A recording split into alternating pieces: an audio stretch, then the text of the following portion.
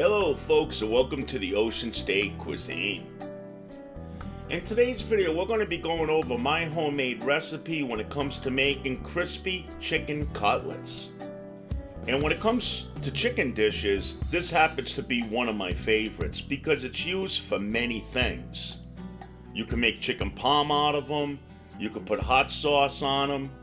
There's so many ways that you can make or do things with chicken cutlets. In today's video, towards the end of the video, we're going to see that the final product is served with a chicken gravy. So let's get started with my homemade chicken cutlets. Okay, so what we see here is the ingredients, what I'm going to be using in today's recipe. So in the front, in the blue bowl, we have 2 chicken breasts. These are full-size breasts, which later we're going to see that I'm going to cut one of them actually in half. Next to that on the left we have 2 eggs, we got some milk, and then at the bottom starting on the left I got some chicken rub. That's optional. You could use your favorite chicken seasoning if you have it. If not, you don't need it. And then on the top of the chicken rub we have some seasoned fine breadcrumbs. And then next to the seasoned breadcrumbs, we have some panko plain breadcrumbs. Panko breadcrumbs is great because it gives it more of a crunch. And then underneath the breadcrumbs, we have some onion powder, some garlic powder, and then we have some black pepper and some salt. And then above the black pepper, we have some Italian seasoning. Now here we have a chicken cutlet, and it's rather thick, so we could either pound it out or we could cut it lengthwise in half like I'm doing here. Just really be careful doing this step.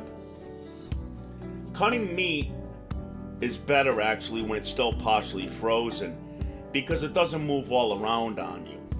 And the knife blade goes right through it. So I'm just cutting it right in half just like we see right here. And then we're going to separate it. Now we got 2 cutlets. And that's the reason why I rather cut mine in half, because you get more bang for your buck. And then any hunks of fat and things like that I'm going to trim off and clean up the cutlets a bit. As we see right here. And then for the second cutlet, this one's not quite as thick.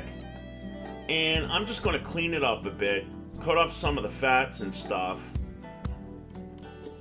And we're going to leave this cutlet pretty much solid. And this one I'm actually going to pound out. Now, if you like your cutlets nice and thick, just leave it whole without cutting it or pounding it out. The only thing is, though, is that sometimes you have to watch out when you cook them because the inside may not cook all the way. So you're going to have to use a lower temperature, and which is not advisable if you're using a fryer later. But you can fry it at a normal temperature, say 350, 360, and then finish it off in the oven. Now with a rolling pin here, I'm just going to flatten it out a bit and just give it a nice pound. You can also use a meat hammer here too if you have one. Now we're going to get ready to add the seasonings to the cutlets. So first I want to get a paper towel and I want to blot it dry. And we're going to do the same to the other cutlets. And it's good to also dry off the cutting board too, so that the moisture doesn't go back onto the chicken. And now we're going to cut off any parts of the chicken cutlet that looks pretty funky and get rid of those pieces. And now comes my favorite part of cooking, adding the seasoning. So we're going to generously coat all the sides of the chicken cutlet with some onion powder first. And then we're going to add some garlic powder. Just like we see here. Now next I'm going to add the chicken rub that I have. Again, this is optional. And we're going to coat both sides of the chicken along with this rub.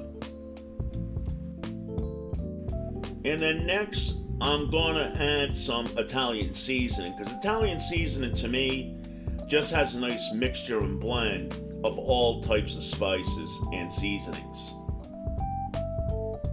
And when I'm new to a spice, or a seasoning, what I do sometimes is put a little bit on my fingers and I taste it to see what it tastes like. Now next we're going to hit it with some black pepper. And of course some salt. Nothing is measured here, guys. Just improvise and just go by a nice layer of that spice and that seasoning on your chicken. I love these recipes that I see where, like, the package says, you know, add like 1 teaspoon of garlic to like a pot of sauce. No, you're not going to taste it. And then we're going to do the same to the other side. Rinse and repeat. And again, the order of the seasonings does not really matter. Now next we're going to make our egg bath, because we need an egg bath that's going to make the breadcrumbs stick to the chicken. So with 2 eggs here, I'm just going to crack them open, drop them into this bowl.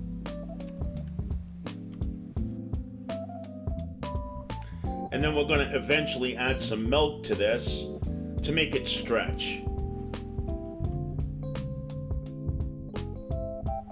As we see right here. And then with a fork, we're just going to scramble it or mix it all well together. I do have quite a bit of experience when it comes to making chicken cutlets, because I used to make almost 200 per day when I used to be a prep cook. And it was the worst part of my job. I couldn't stand it when I had to make so many chicken cutlets. Talking about time. And now our egg mixture is looking pretty good, so we're going to put that aside. And I should have mentioned this earlier, I got a large fryer later. So you want it to warm up and heat up to about 360 degrees. So you want to make sure that that's on right now, preheating. Now next we're going to get ready to put our breadcrumbs together. Now at the restaurant, this is a trick that I learned, is the reason why we're using 2 different kinds of breadcrumbs is A, the seasoned breadcrumbs has seasoning in it, and it's finer. The panko breadcrumbs that I'm adding right here is more of a coarse breadcrumb. So if you just use these by itself, it may not fully coat the chicken cutlets. You're going to have little pockets and little spaces in between those large pieces of breading.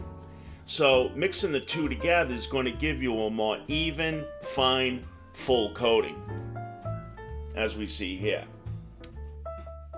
Or sometimes I'll use a flour. I'll use flour as the coating on the chicken cutlets, and that's really good too. Now we're going to blend it all together really good.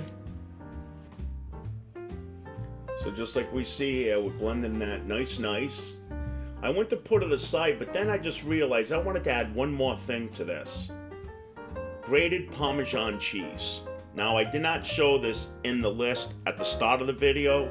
I just decided on doing this now.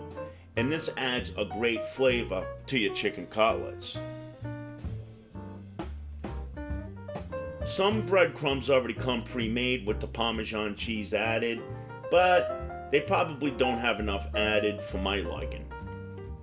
And so now that's about it for our breadcrumbs. Now it's time to get our hands messy. So now we're going to coat the chicken cutlets. So first we're going to go into the egg bath, both sides, just like this. And then into the breading. And we want to make sure that that breading gets on there really good. I like to pat it down like this, make sure that it really sticks well to the chicken. I sprinkle some breadcrumb on the top, and that also helps keep your fingers kind of clean. And see how nice the chicken cutlets are getting fully coated? There's no empty spots. It looks really good. Sometimes you could get the breadcrumbs, the panko, and add some flour to it, but then I advise seasoning up that mixture, because that mixture will not have any flavor. So now we're going to do it to the second cutlet. So we have 3 cutlets total that we're going to be doing the same process to. So I think by now you guys got the idea. Now for the last cutlet, I started running out of breadcrumbs a little bit, so I just added a little more panko breadcrumbs to it, and they came out fantastic. Now my fryer lid is heated up. My fryer lid, it takes about a good 20 minutes to heat up. So now we're going to start adding our cutlets right to the basket because it's a dry coating. It's not a wet batter. So we could use the baskets for this. And in they go. And they cook for anywhere from, I would say, maybe 6 minutes to almost 8 minutes. And again, I got them on 360 Fahrenheit. Now, a lot of people use a frying pan or a skillet with some oil in it, and they do it that way. The only thing I don't like about that is that they're not free-floating. When they're free-floating, they cook very evenly, nice and brown, and you don't have to worry about it sticking to the pan.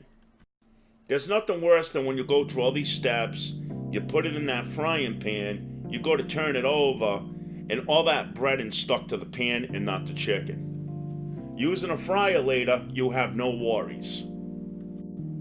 Now you can also use an oven and do it that way. Put it on about 360 degrees in the oven and put it on a wire rack.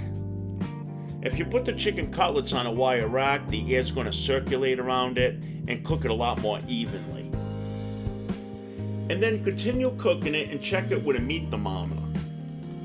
You want chicken cutlets to be at least 160 Fahrenheit on a meat thermometer.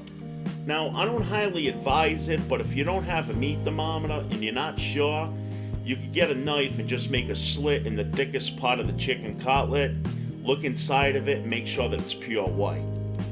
But this breading's really going to hold in all those nice juices, so cutting into the chicken cutlet may give you a drier cutlet later on.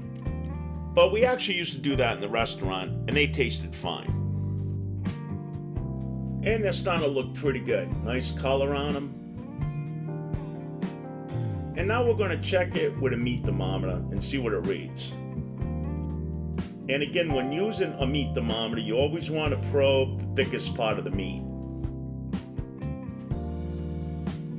And let's see what it reads. 185 Fahrenheit, so that's perfect. So again, the minimum should be 160, and your food's going to continue to cook as it sits for about 5 minutes, maybe another couple of degrees. And now we're going to remove our cutlets. We're going to put them on a wire rack, just like that. I always use a wire rack when it comes to fried foods because paper could sometimes make it get soft and make the outside actually loosen up again. And then what I did was that I got my oven and I preheated it to 350, and I'm using it as a warm box to keep these warm as they set up. And then I'm going to shut the oven off and then put the chicken cutlets in there while the other chicken cutlets are cooking. And there is the final result, guys. Nice and crispy, nice color. These things were so juicy. Oh man, they were so good. Now all that's left is to plate them up. And look at that. Now what we see here is I just added some chicken gravy to the top of my cutlet. But now you could do these so many ways, like I said at the start of the video. You know, put your favorite sauces on it. You could even dice it up, use it in a roll-up, put it on top of a salad. It's endless what you could do with chicken cutlets. They're always a great thing to have on hand. And then you could freeze them. Freeze them before you cook them. You know, do the breading, all that. Then freeze them up. And then just cook them up, and they're going to be nice and fresh each time that you need them. Now, next to them is this side dish that I actually bought. It was just a package mix. It wasn't something that I made. It's got some vegetables in it. It's got some butter and garlic, and it's got some pasta. So there we have it, folks. There's my rendition and my make on chicken cutlets. Thanks again for watching the OceanState Cuisine. Feel free to sub up for more future delicious videos coming your way. Comment down below because as always we love to hear from you. And until the next time, you guys have yourself a great day. Take care. Bye-bye.